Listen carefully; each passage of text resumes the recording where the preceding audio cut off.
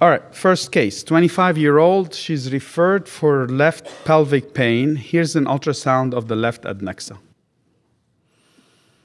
Any thoughts what to do next? Color Doppler, right? Color Doppler will be the answer to 80% of the questions I will ask you during this presentation. So here's color Doppler. I'm going to tell you that this is artifact here. Okay, so no flow at all. Very nice capsule all the way around. Excellent sound transmission. What do you think this is most likely?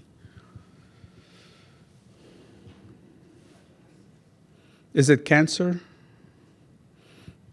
It looks solid, but typically cancers will have some shadowing or will have some blood flow. Again, I said this is artifact here. This is a classic for a hemorrhagic cyst. It's blood. It's blood that is inside the ovary, so a hemorrhagic corpus luteum or a hemorrhagic cyst. And typically what happens, this is a typical thin reticular pattern, as you see right here. This is the clot inside. Absolutely no color Doppler.